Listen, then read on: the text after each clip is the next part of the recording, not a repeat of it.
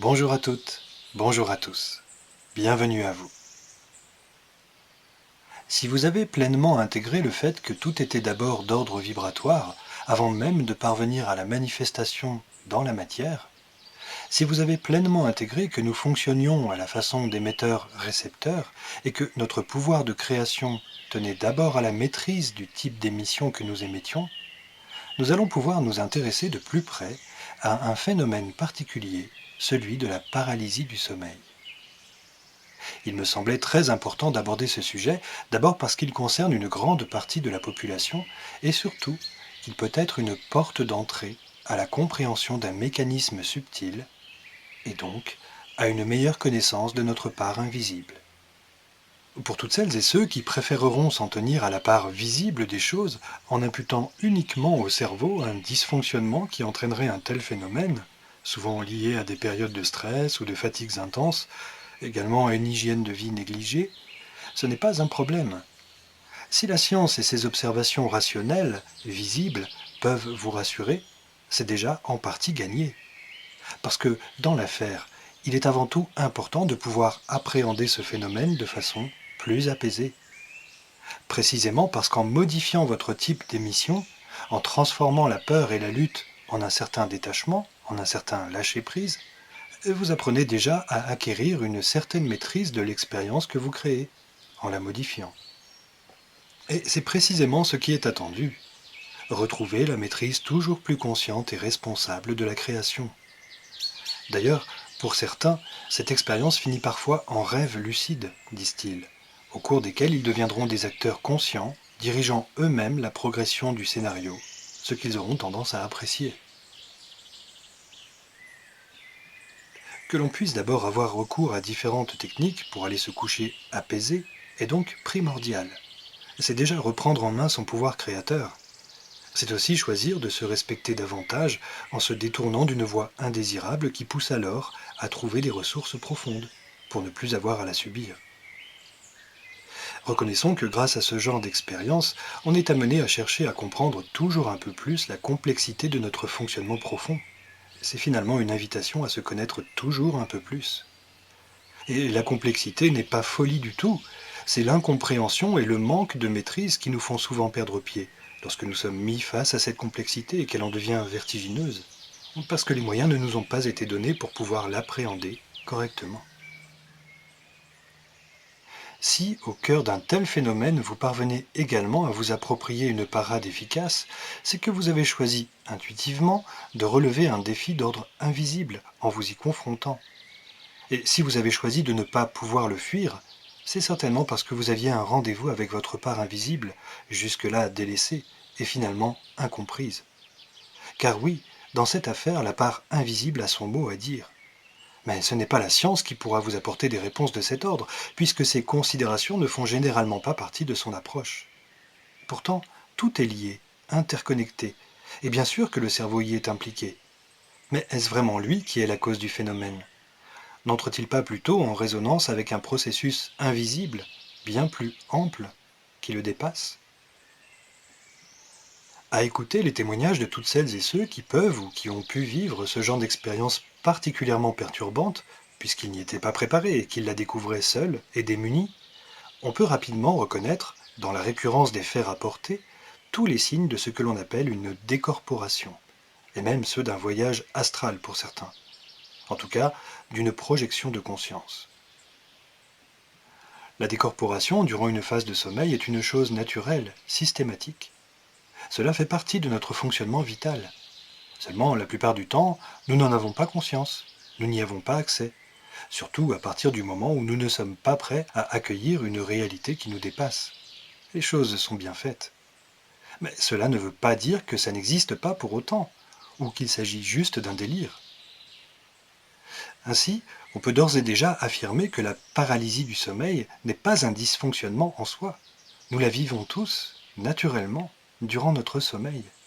Ce qui dysfonctionne, c'est quand subitement, en plein cœur du processus, nous en prenons conscience.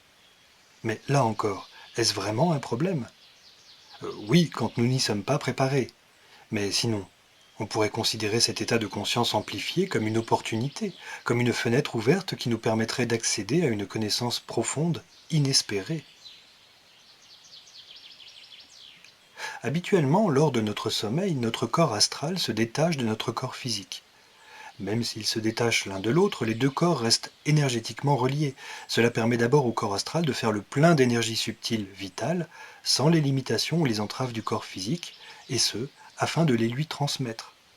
Et c'est en grande partie comme cela que notre corps physique parvient à se recharger en énergie vitale, d'où l'importance d'un sommeil régulier et suffisant. Lors de ce processus, la conscience se retrouve davantage située sur un plan d'abord astral, dans la quatrième dimension, et ce qui est bien fait, c'est que les perceptions astrales auxquelles nous avons accès durant cette phase, et qui dépassent de loin notre entendement humain de troisième dimension, se retrouvent filtrées, de sorte que nous n'en gardons couramment ici-bas qu'une perception partielle, sous la forme de rêves la plupart du temps. C'est une sorte de sécurité intelligente mise en place qui nous garantit de ne pas être trop déstabilisés dans notre quotidien terrestre, tout en gardant une fenêtre plus ou moins ouverte sur notre part invisible, parce que nous en avons absolument besoin, que l'on décide de la prendre en considération ou non. Et bien souvent, notre mental décidera de traiter ces expériences à l'aune d'une grille de lecture qui lui sera convenable en les réinterprétant. À propos de sécurité intelligente, on pourra relever un autre phénomène qui précède la décorporation. Durant la phase d'endormissement, le corps entre progressivement dans une paralysie nécessaire. La plupart du temps, nous n'en prenons pas conscience précisément parce que notre conscience se met en veille avant même de se déconnecter du corps physique, pour se retrouver davantage dans le corps astral. Mais avec un peu d'entraînement, si l'on parvient à garder sa conscience éveillée lors de cette phase d'engourdissement, on peut s'apercevoir qu'à un moment, il se passe quelque chose d'incroyable. On assiste à la mise en route de la décorporation. Et cela se manifeste souvent par des sons et des sensations qui peuvent être effrayants. Là encore, on pourra retrouver des témoignages de paralysie du sommeil allant dans ce sens. Vrombissements, aboiements, tangages, sensation d'être dans une fusée qui décolle et dont toute la carlingue vibre à l'extrême pourront être les signes avant-coureurs d'un décollage imminent. Tout est bien fait, car cette phase effrayante est une forme de test qui a pour fonction de s'assurer que toutes les conditions sont réunies pour pouvoir y aller en toute sécurité. C'est en cela que l'on peut mesurer toute la complexité et l'intelligence subtile dont nous sommes constitués, car dans le cas où la conscience n'aurait pas été mise en veille, les peurs que peuvent engendrer un tel phénomène empêcheront le processus d'aller plus loin, jusqu'au prochain essai, un peu plus tard. Et cela d'abord dans le but d'éviter une expérience astrale qui pourrait être trop déstabilisante, voire traumatisante, si elle était perçue avec la conscience terrestre d'un individu non averti. On comprendra que seule une initiation permettait jusque-là de pouvoir passer outre cette phase inquiétante, et ce afin de pouvoir évoluer en conscience dans les plans astraux d'abord.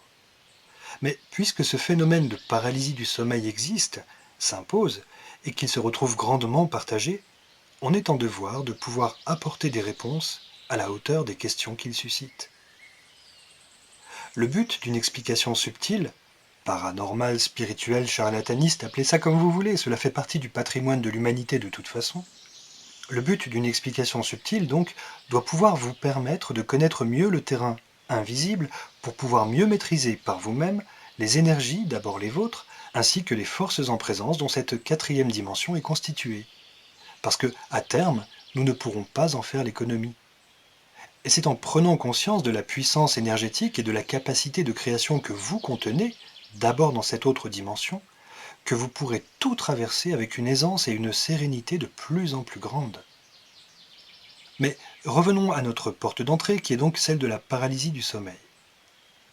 Parmi les nombreux témoignages concernant cette expérience, on retrouve très souvent cité, en plus de l'angoissante incapacité momentanée de pouvoir bouger, la présence d'êtres particulièrement désagréables, voire diaboliques, quand l'image n'est pas accompagnée de sons et de paroles. Bien entendu, d'un point de vue matérialiste, tout cela ne pourra être envisagé que comme des hallucinations générées par le cerveau. Mais rappelez-vous que je vous ai dit que la conscience, et surtout les perceptions, se retrouvaient davantage connectées à un plan astral lors de cette phase de mise en sommeil du corps physique.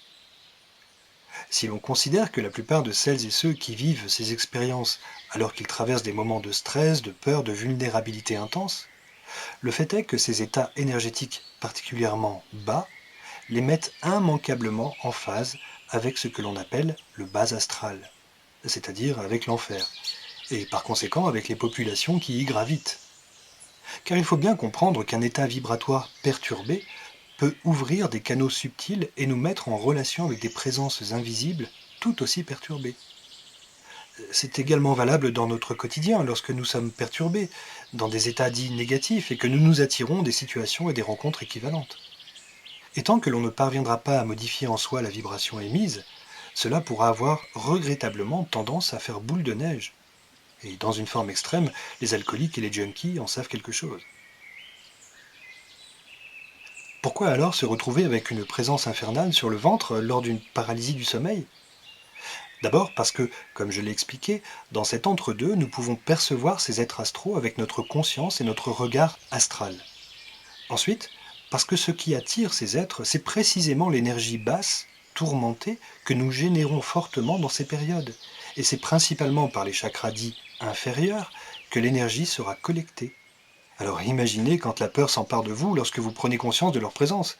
C'est un pic d'émission énergétique qui ne peut que les combler.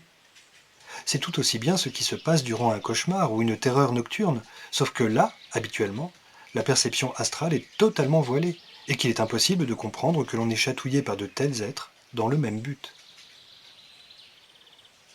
Je vous parle de cette réalité non pas pour que vous redoutiez ces êtres, mais bien pour pouvoir inverser le rapport de force qu'ils entendent maintenir uniquement par les peurs. En effet, quels qu'ils soient, démons, reptiloïdes, insectoïdes, succubes, incubes ou autres, ils n'ont de pouvoir que celui que vous leur accorderez. Et en réalité, vous êtes indéniablement plus puissant que ces opportunistes énergétiques à partir du moment où vous choisissez de transformer votre peur en amour radieux. À partir du moment où vous faites prévaloir la loi du laisser-être également, loi qu'ils ne peuvent que respecter. Comprenez enfin que la recherche de protection est un aveu de vulnérabilité. Vous n'avez pas à vous protéger, vous avez à rayonner de toute votre puissance d'amour. Et dans ce cas, lorsque vous devenez des émetteurs-récepteurs conscients et radieux, vous ne pouvez plus être en phase avec de telles populations. Pour elles, le jeu avec vous est alors terminé, car vous leur échappez énergétiquement, définitivement.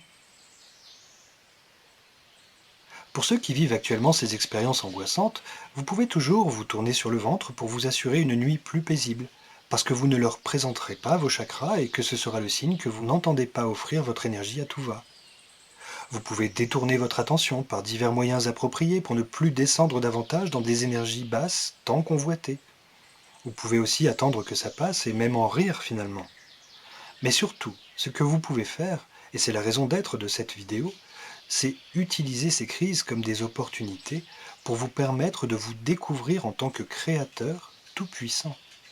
Car si vous avez la capacité d'émettre puissamment de basses vibrations, vous contenez tout aussi bien celle d'en émettre de très hautes. Et voilà justement une occasion idéale qui peut vous permettre de constater les effets subtils de votre pouvoir de création.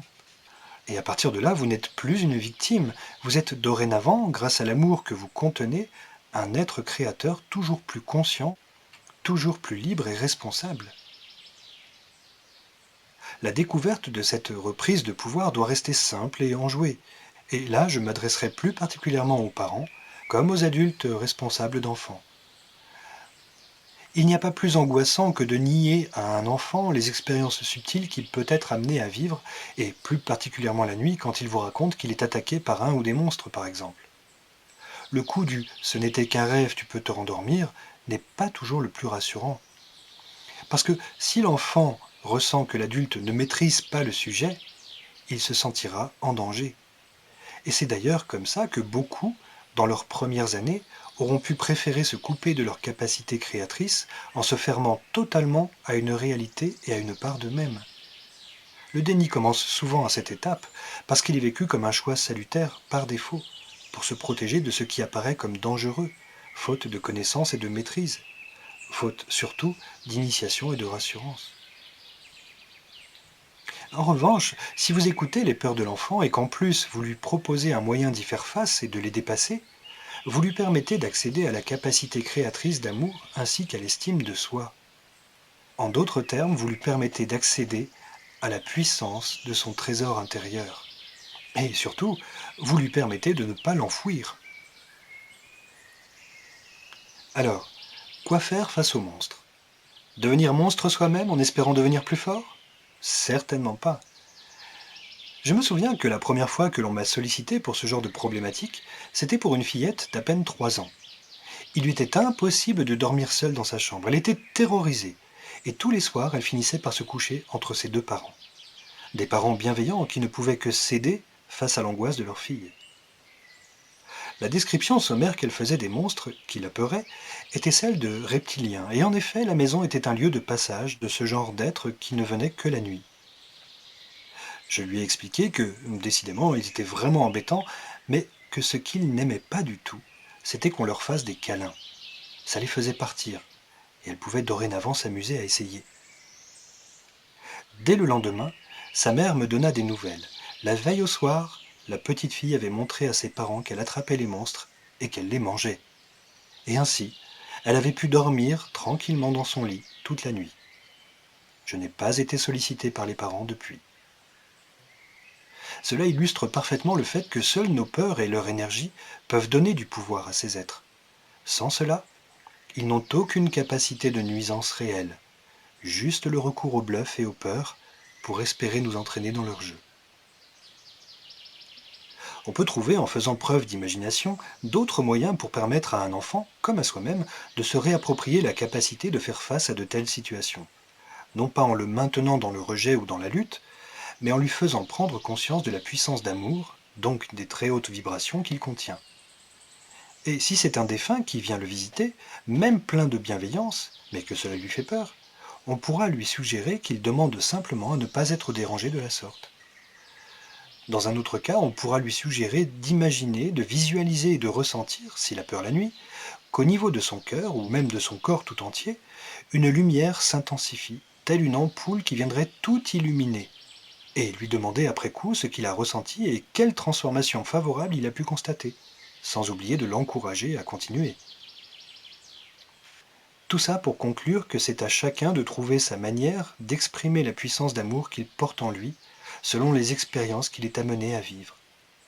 Nous n'avons pas besoin de formules particulières, ni de protecteurs, encore moins de sauveurs. C'est seulement la connaissance et la maîtrise d'un état d'être vrai et pleinement radieux qui peut nous assurer un beau chemin sans embûches ni souffrance. Et d'une façon générale, tous les êtres ou les expériences désagréables que nous rencontrons peuvent être vus comme des entraîneurs qui nous pousseraient à cette mobilisation et à la découverte de nos si puissantes capacités insoupçonnées. Et dès lors, nul besoin de rassurance, de camisole ou de quelque autre subterfuge. C'est juste un état d'être radieux qui nous garantit un chemin paisible et bienheureux. À bientôt. Prenez soin de vous. Et n'oubliez pas, nous irons ensemble vers l'unité retrouvée sur la Terre. Et personne, je dis bien personne, ne pourra s'y opposer.